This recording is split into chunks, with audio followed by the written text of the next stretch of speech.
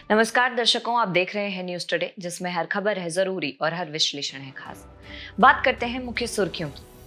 विश्व बैंक ने poverty and equity briefs report जारी की। स्क्रैमजेट इंजन विकास में महत्वपूर्ण उपलब्धि हासिल हुई। मध्य प्रदेश को पीएम मित्र टेक्सटाइल पार्क के लिए मंजूरी मिली। बांडुंग सम्मेलन के 70 वर्ष पूरे हुए। संयुक्त राष्ट्र आर्थिक और सामाजिक कार्य विभाग यानी UNDESA ने विश्व के देशज यानी इंडिजिनस लोगों की स्थिति पर रिपोर्ट जारी की। रिवर सिटीज अलायंस यानी RCA के लिए वार्षिक मास्टर प्लान को मंजूरी दी गई। चलिए बुलेटिन की शुरुआत करते हैं और बढ़ते हैं पहली मुख्य खबर की ओर। विश्व बैंक ने poverty and equity briefs report जारी की।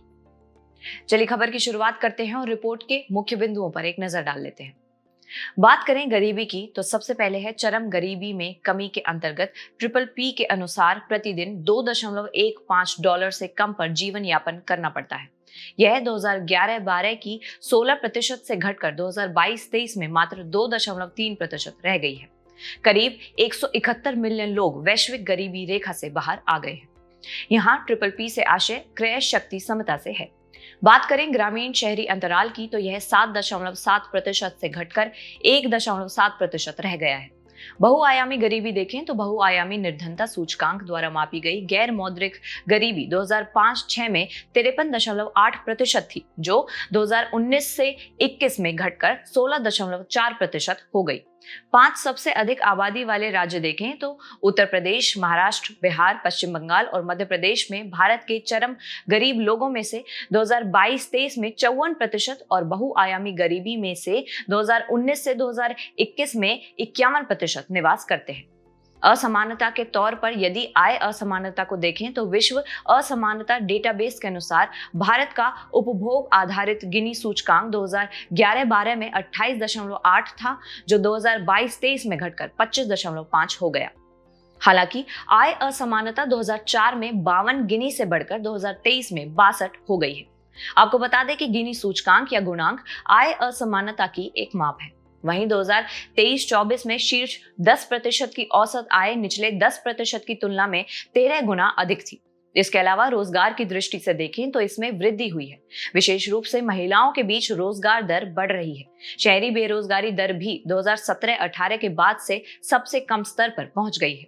वहीं अनौपचारिक रोजगार की खेती के अलावा शेष क्षेत्रकों में केवल 23% वैतनिक नौकरियां ही औपचारिक है, बाकी सब अनौपचारिक है। और आखिर में है लैंगिक असमानताएं। महिलाओं की रोजगार दर 31% है, फिर भी 23.4 करोड़ अधिक पुरुष वैतनिक नौकरियों में हैं। स्क्रैमजेट इंजन विकास में महत्वपूर्ण उपलब्धि हासिल हुई। DRDO की प्रयोगशाला रक्षा अनुसंधान एवं विकास प्रयोगशाला यानी DRDL ने 1000 से अधिक सेकंड का active cooled scramjet subscale combustor ground testing को सफलतापूर्वक पूरा किया। यह ग्राउंड टेस्टिंग जनवरी 2025 में 120 सेकंड के लिए किए गए पूर्व परीक्षण की निरंतरता है। यह परीक्षण हाइपरसोनिक हथियार तकनीक को विकसित करने की दिशा में एक महत्वपूर्ण कदम है। चलिए अब बात करते हैं स्क्रैमजेट यानी सुपरसोनिक कॉम्बशन रैमजेट इंजन के बारे में। यह एक उन्नत एयर ब्रीदिंग जेट इंजन है। यह रैमजेट तकनीक से बेहतर है क्योंकि यह हाइपरसोनिक गति पर भी प्रभावी ढंग से काम करता है और सुपरसोनिक दहन को सक्षम करता है। रैमजेट इंजन यान के फॉरवर्ड मोशन का उपयोग करके बिना किसी कंप्रेसर के वायु को कंप्रेस करता है। आपको बता दें कि भारत चौथा देश है जिसने स्क्रैमजेट इंजन का सफलतापूर्वक उड़ान परीक्षण किया है। अब हाइपरसोनिक हथियार के बारे में बात करते हैं। ये एयर ब्रीदिंग इंजन द्वारा संचालित होता है। इसकी गति मैक 5 या इससे अधिक होती है, या ये ध्वनि की गति से कम 5 गुना तेज गति से गमन कर सकता है। यह बैलिस्टिक मिसाइल की तुलना में कम ऊंचाई पर उड़ान भर सकता है। इसके चलते इसे ट्रैक करना कठिन हो जाता है। इसके 2 प्रकार हैं। पहला हाइपरसोनिक ग्लाइड व्हीकल यानी HGV। इन्हें रॉकेट से छोड़ा जाता है, जैसे आम बैलिस्टिक मिसाइलें छोड़ी जाती हैं और फिर ये लक्ष्य की ओर ग्लाइड करते हैं। और दूसरा हाइपरसोनिक क्रूज मिसाइलें यानी HCM। ये पूरी उड़ान के दौरान स्क्रैमजेट इंजन से चलती हैं। मध्य प्रदेश को पीएम मित्र टेक्सटाइल पार्क के लिए मंजूरी मिली। यह पीएम मित्र पार्क मध्य प्रदेश के धार जिले के भेसोला गांव में स्थापित किया जाएगा। यह पीएम मित्र यानी प्रधानमंत्री mega integrated textile reason and apparel योजना के तहत विकास के लिए स्वीकृत 7 पीएम मित्र पार्कों में से एक है। चलिए खबर की शुरुआत करते हैं और पीएम मित्र योजना के बारे में जान लेते हैं। इसका उद्देश्य भारतीय वस्त्र उद्योग को मजबूत बनाना, संचालन का पैमाना बढ़ाना, लॉजिस्टिक्स लागत को कम करना, संपूर्ण मूल्य श्रृंखला को एक ही स्थान पर स्थापित करना, निवेश आकर्षित करना, निर्यात क्षमता को बढ़ाना है आदि। आपको बता दें कि यह योजना प्रधानमंत्री के 5F विजन से प्रेरित है। 5F फॉर्मूले में शामिल है farm to fibre, fibre to factory, factory to fashion तथा फैशन टू फॉरेन। इसका मंत्रालय वस्त्र मंत्रालय होगा। इस योजना का कुल परिव्यय वर्ष 2027-28 तक 7 वर्षों की अवधि के लिए 4,445 करोड़ रुपए होगा। बात करें वित्तीय सहायता की तो वस्त्र मंत्रालय ग्रीनफील्ड परियोजनाओं के लिए प्रति पार्क 800 करोड़ रुपए तक और ब्राउनफील्ड परियोजनाओं के लिए प्रति पार्क 500 करोड़ रुपए तक की वित्तीय सहायता प्रदान करेगा। इसकी पात्रता देखें तो पार्क की स्थापना राज्य सरकारों से प्राप्त प्रस्तावों के आधार पर की जाएगी। इसके लिए राज्य सरकारें न्यूनतम 1000 एकड़ के भूखंड प्रदान करेंगी। ये भूखंड समेकित और स्वामित्व विवाद से मुक्त होने चाहिए। इसका कार्यान्वयन स्पेशल पर्पस व्हीकल यानी SPV के जरिए किया जाएगा, जिसका स्वामित्व राज्य और केंद्र सरकार के पास संयुक्त रूप से होगा तथा परियोजना की निगरानी वस्त्र मंत्रालय द्वारा एक परियोजना प्रबंधन एजेंसी के जरिए तकनीकी और कार्यान्वयन सहायता के साथ की जाएगी। अगली खबर पर बढ़ने से पहले आइए 7 PM मित्रा पार्क्स के बारे में भी जान लेते हैं। ग्रीनफील्ड में शामिल हैं उत्तर प्रदेश का लखनऊ, गुजरात का नवसारी, कर्नाटक का कलबुर्गी, मध्य प्रदेश का धार तथा तमिलनाडु का विरुधुनगर। वहीं ब्राउनफील्ड में महाराष्ट्र का अमरावती तथा तेलंगाना का वारंगल शामिल है। बांगडुंग सम्मेलन के 70 वर्ष पूरे हुए। प्रथम एशिया अफ्रीका शिखर सम्मेलन को बांगडुंग सम्मेलन के नाम से भी जाना जाता है। ये सम्मेलन 1955 में 18 से 24 अप्रैल तक इंडोनेशिया के बांगडुंग में आयोजित हुआ था। चलिए सबसे पहले बांगडुंग सम्मेलन के बारे में बात करते हैं। इसकी उत्पत्ति अप्रैल 1955 में हुई थी। इसके लिए एशिया और अफ्रीका के 29 देशों की सरकारों ने प्रतिनिधि बांगडुंग में एकत्र हुए थे। ये शांति शीत युद्ध में तीसरी दुनिया की भूमिका, आर्थिक विकास और विऔपनिवेशीकरण पर चर्चा के लिए एक मंच पर आए थे। इस सम्मेलन के सह आयोजक इंडोनेशिया, म्यांमार, श्रीलंका, भारत और पाकिस्तान थे। इनमें राजनीतिक आत्मनिर्णय, संप्रभुता का पारस्परिक सम्मान, अनाक्रमण, दूसरे देश के आंतरिक मामलों में हस्तक्षेप न करना, समानता जैसे 10 प्रमुख सिद्धांत शामिल थे। साथ ही बांगडुंग सम्मेलन और इसके अंतिम संकल्प ने शीत युद्ध के समय गुटनिरपेक्ष आंदोलन की नींव रखी थी। चलिए अब ये जानते हैं कि गुटनिरपेक्ष आंदोलन यानी NAM क्या है।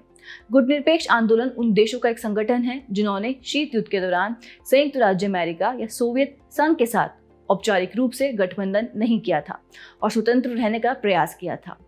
इसका गठन संयुक्त राज्य अमेरिका और सोवियत संघ के बीच शीत युद्ध को देखते हुए 1961 में किया गया था। 1961 में बेलग्रेड सम्मेलन NAM का पहला सम्मेलन था। बांगडुंग सम्मेलन के दौरान घोषित बांगडुंग के 10 सिद्धांत गुटनिरपेक्ष आंदोलन के मुख्य लक्ष्य और सिद्धांत बन गए। भारत सहित इसके 121 सदस्य देश हैं।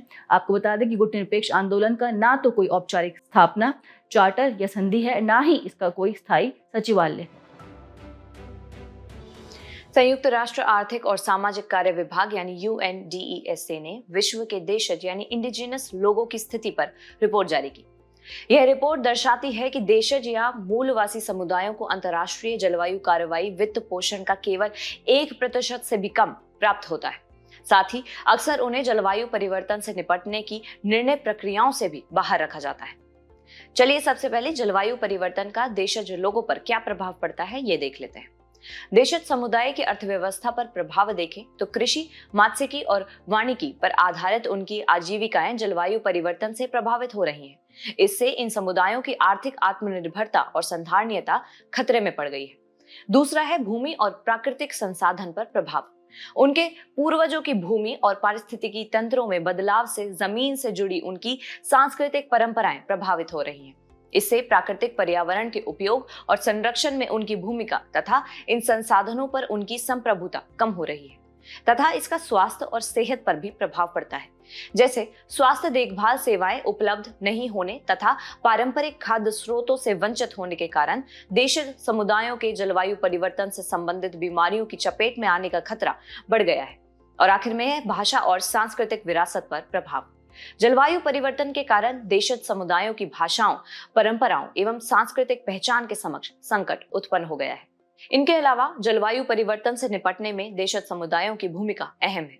जैसे जैव विविधता संरक्षण में भूमिका देखें तो विश्व की केवल 6% आबादी होने के बावजूद देशज समुदाय पृथ्वी पर बची जैव विविधता के लगभग 80% का संरक्षण करते हैं।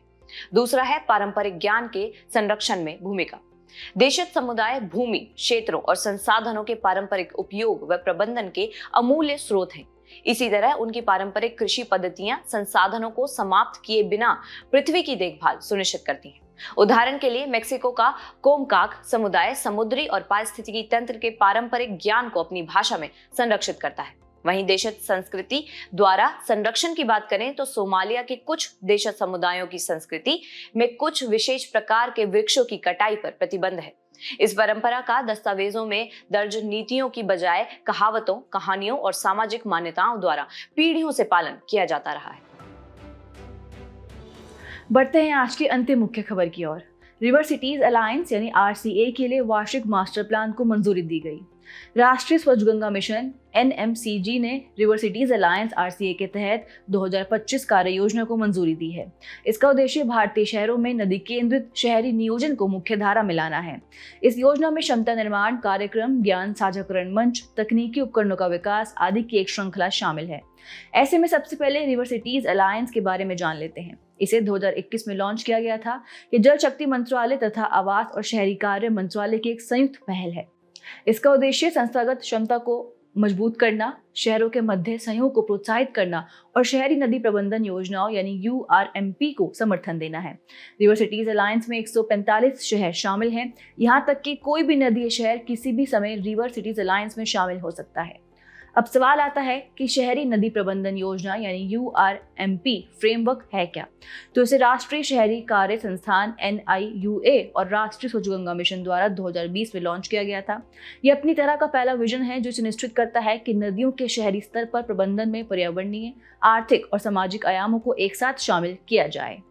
इसके अलावा कानपुर, अयोध्या, छत्रपति संभाजीनगर, मुरादाबाद और बरेली ने पहले ही URMP तैयार कर लिया है। साथ ही छत्रपति संभाजी नगर के खाम नदी पुनरुद्धार मिशन को वर्ल्ड रिसोर्सेज इंस्टीट्यूट के Ross Center Prize for Cities द्वारा विश्व स्तर पर मान्यता दी गई है। खबर के अंत की ओर बढ़ते हुए राष्ट्रीय स्वच्छ गंगा मिशन NMCG के बारे में भी जान लेते हैं। इसे सोसाइटीज पंजीकरण अधिनियम 1860 के तहत 12 अगस्त 2011 को एक सोसाइटी के रूप में पंजीकृत किया गया था। इसका उद्देश्य नदी बेसिन दृष्टिकोण अपनाकर गंगा नदी के प्रदूषण में प्रभावी कमी करना तथा उसका संरक्षण और कायाकल्प सुनिश्चित करना है।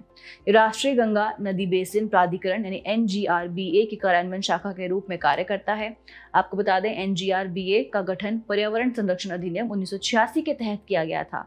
2016 में प्रधानमंत्री की अध्यक्षता में राष्ट्रीय गंगा परिषद का गठन किया गया था। परिषद ने NGRBA का स्थान ले लिया है। इसकी प्रबंधन संरचना देखें तो NMCG में 2 स्तरों की प्रबंधन व्यवस्था है, शासी परिषद तथा कार्यकारी समिति, और दोनों की अध्यक्षता NMCG का महानिदेशक यानी डायरेक्टर जनरल करता है। चलिए बढ़ते हमारे खास सेगमेंट सुर्खियों में व्यक्तित्व की तरफ। आज हम बात करेंगे डॉक्टर कृष्णस्वामी कस्तूरीरंगन की। प्रतिष्ठित अंतरिक्ष वैज्ञानिक डॉक्टर के कस्तूरीरंगन का निधन हो गया।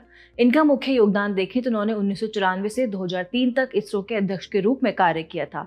इनके नेतृत्व में कई महत्वपूर्ण मिशन सफल रहे थे, जैसे ध्रुवीय उपग्रह प्रक्षेपण यान PSLV का संचालन और भूतुल्यकालिक उपग्रह प्रक्षेपण यान GSLV की प्रथम सफल उड़ान, भास्कर 1 और 2 जैसे भू पर्यवेक्षण उपग्रह, साथ ही भारत की पहली अंतरिक्ष आधारित उच्च ऊर्जा खगोल विज्ञान वेधशाला एस्ट्रोसेट की योजना।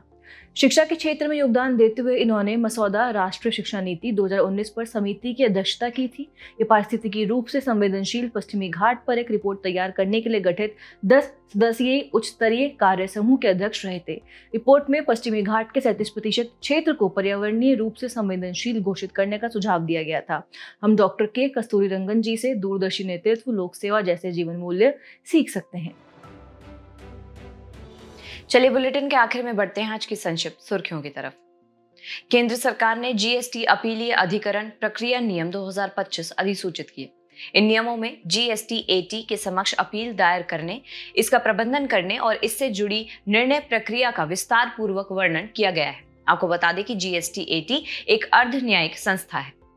UN स्पॉटलाइट पहल की एक रिपोर्ट के अनुसार जलवायु परिवर्तन सामाजिक और आर्थिक तनाव को बढ़ा रहा है।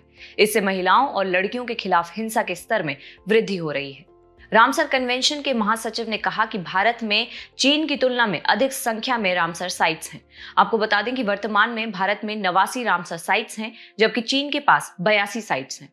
भारतीय कृषि अनुसंधान परिषद, national bureau of fish genetic resources यानी ICAR, NBFGR ने 2 नई मछली प्रजातियों की खोज की है।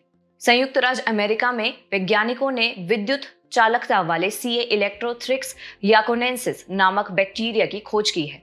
एक अध्ययन के अनुसार 1961 से अब तक वैश्विक भूमि क्षेत्र के 60% से अधिक हिस्से में टेम्परेचर फ्लिप्स देखे गए हैं।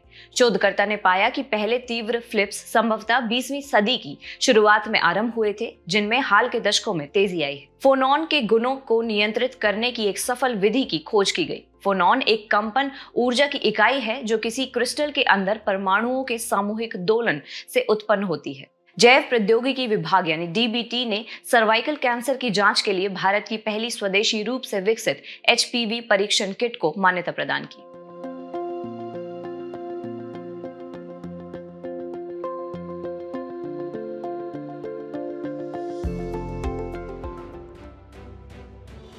जाने से पहले आपकी समझ की परीक्षा के लिए डालते हैं एक नजर हमारे स्पेशल सेगमेंट प्रश्नोत्तरी पर।